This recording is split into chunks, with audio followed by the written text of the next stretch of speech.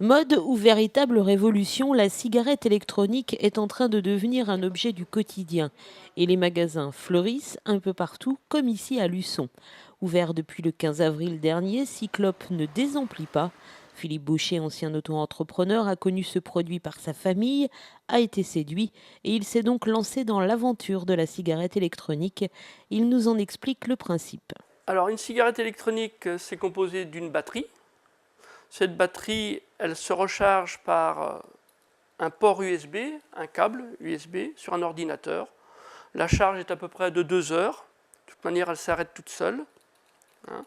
Et la cigarette électronique est constituée d'un réservoir avec un embout qui se dévisse pour faire le plein du produit. Ce produit, c'est ces flacons-là.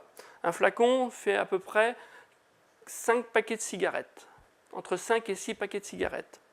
Notre contenance est à peu près de 15 cigarettes. Donc nous faisons le plein par ici.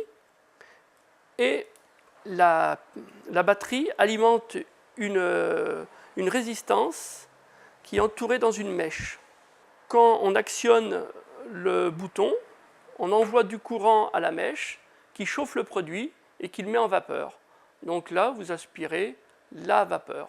Pas de goudron, pas d'odeur de tabac, peu de nicotine, la cigarette électronique semble avoir toutes les vertus. Pourtant déjà des voix s'élèvent pour modérer l'enthousiasme, dénonçant certains produits utilisés comme le propylène glycol. En tout cas, les vapoteurs, comme on les appelle, sont convaincus du produit et du résultat. Je suis venue pour arrêter de fumer, pour diminuer aussi tout ce qui est sortie financière. Voilà, faire des économies et puis arrêter de fumer, c'est bien. Et puis on le fait en couple, donc c'est mieux. Ça fait des années que je fume. Et j'ai essayé pas mal de petites choses pour essayer, les comprimés à sucer, tout ça. Et j'ai entendu parler de cette cigarette électronique. Et j'avoue que j'ai essayé et franchement, c'est chouette, quoi. C'est bien, ça passe bien. Une nouvelle fois, gros succès pour le Festival du Jeu. La 7e édition a été prise d'assaut dès son ouverture à 10h. Et la foule n'a cessé de déambuler dans le jardin du Maine tout au long de la journée. Attirée bien sûr par la qualité et le nombre des animations, la gratuité des jeux et sans doute le soleil généreux. Le Forum des associations avait encore une fois concocté un programme de choix avec notamment une dizaine de structures gonflables en tout genre, le circuit de Formule 1 bien évidemment, la pêche au canard pour les plus petits et bien sûr des nouveautés très appréciées. Le parcours acrobranche en particulier a été donc le gros succès de la journée, quel que soit leur âge. Les enfants se sont glissés avec bonheur dans la peau de Tarzan. Vas-y, continue. Viens vers moi. Et là maintenant tu passes de ce côté-là. Regarde, tu passes de ce côté-là. Voilà, super. On avance, tu me refais exactement la même chose de l'autre côté. Et les enfants ont donc adoré. J'ai trouvé que c'était super. On a marché sur des poutres en bois et on a fait de l'araignée. On est passé entre les animaux de bois, voilà. C'était génial. C'est un peu comme la Dean Forest, donc c'est bien. C'est pas mal. C'est compliqué? Un peu, mais on se débrouille bien. Ce qui est le plus dur? C'est plutôt lui parce qu'on ne peut pas trop s'accrocher aux élastiques. On a peur de tomber. Les grands classiques marchent toujours et même les plus grands y trouvent leur compte. Je suis déjà venu les années d'avant et que je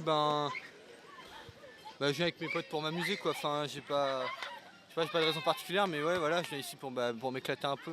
C'est la première fois et puis je trouve que c'est génial. Il y a plusieurs jeux, puis c'est cool quand on peut se retrouver entre potes et c'est génial quoi. Que du bonheur donc, autant dire que la 8e édition est d'ores et déjà programmée.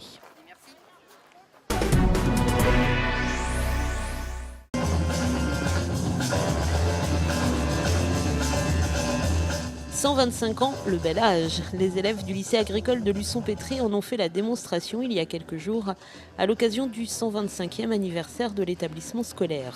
Parmi les moments clés des cérémonies, un gigantesque flash mob où les 230 élèves ont rendu hommage à leur lycée, leurs profs et à monsieur et madame Laval, qui il y a 125 ans ont donc légué leur ferme pour y créer un établissement agricole.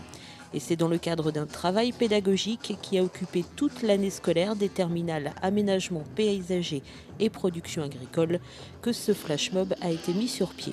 Donc c'est un projet qu'ont les terminales tous les ans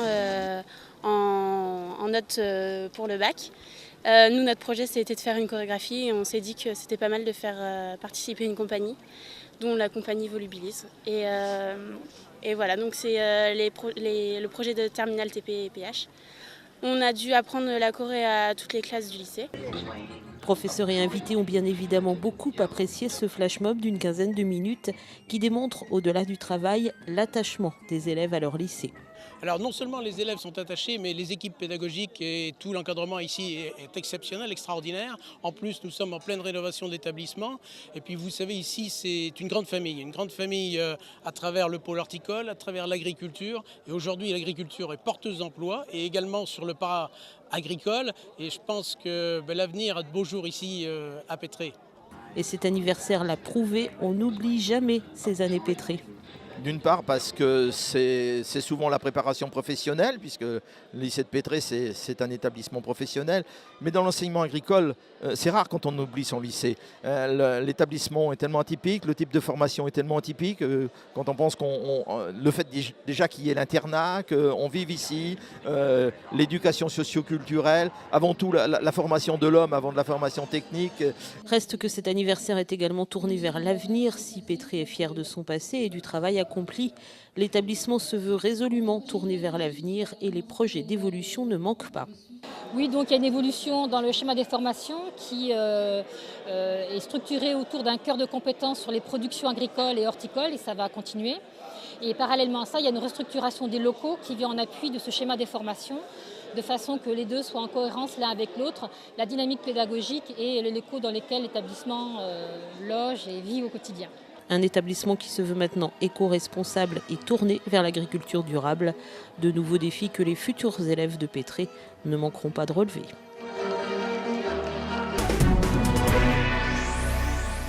C'est une personnalité incontournable à Luçon. Robert Nadjar, fondateur et directeur du campus Espace Jeunes, prend sa retraite et pour les milliers de jeunes qui sont passés par le campus, c'est presque un déchirement.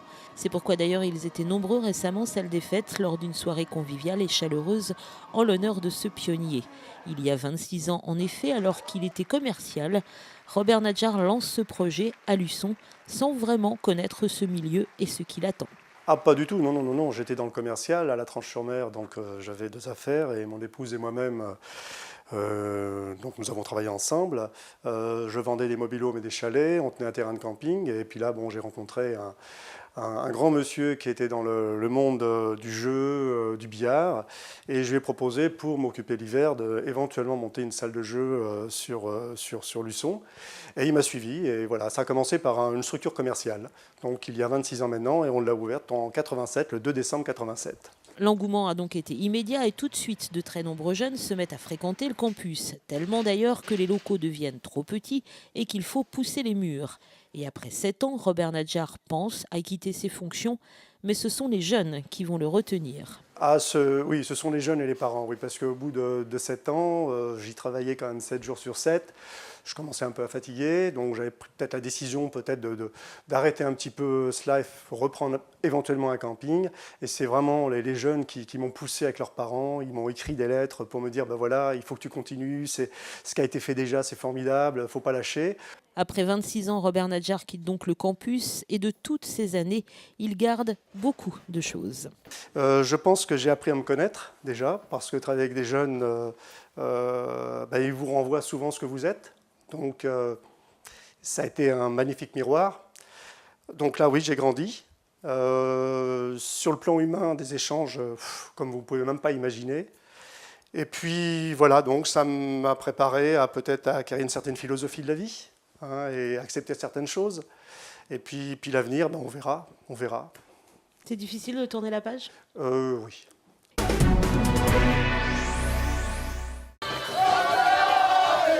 Le Vendée Luçon Football est en national et la fête fut très belle samedi soir au stade Jean de Mouzon, entre euphorie, émotion, joie et parfois gravité. Plus de 2500 personnes étaient présentes au stade pour le dernier match de la saison en CFA, mais surtout pour remercier cette équipe qui aura fait vibrer tout au long de l'année les amoureux de football et même les plus dubitatifs se seront laissés prendre au jeu. La soirée a donc commencé avec la présentation des équipes du club, histoire d'associer tout le monde à la fête et de rappeler que le VLF, ce n'est pas simplement une équipe fanion. Puis il y aura eu le match contre Bordeaux, perdu 3-2, mais il y aura eu surtout les applaudissements du public pour ces joueurs qui, un à un, ont reçu des médailles avant de recevoir enfin le Graal, la Coupe des Champions, celle qui leur permet d'accéder en national. Bref, une sacrée soirée.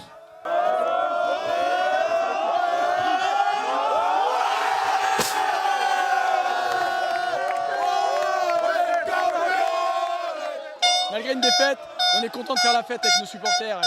C'est super, il y a une ambiance de feu. 2000 supporters ce soir à Domuzon, c'est extraordinaire.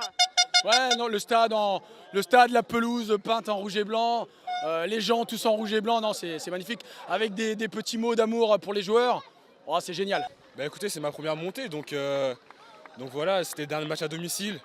On a bien profité, même malgré la défaite. Voilà, vous voyez tout le public. Tout le monde est venu nous supporter. On en a profité toute la semaine. On est resté franchement limite H24 ensemble, justement parce qu'on avait cette chance de pouvoir conclure ce championnat à Pontivy. Ce qu'on a fait, donc après ça nous a permis de vraiment décompresser et d'organiser plein d'activités entre nous et pour vraiment profiter de cet événement. Plus discret mais tout aussi heureux, le coach du VLF, Frédéric Reculot.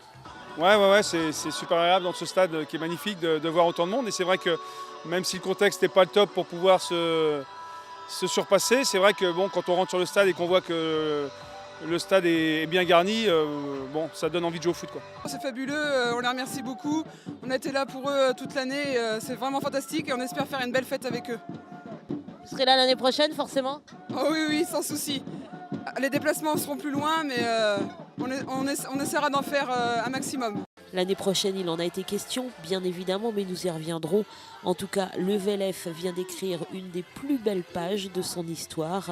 Une histoire désormais gravée dans le marbre et le temps d'un feu d'artifice dans le ciel luisonné.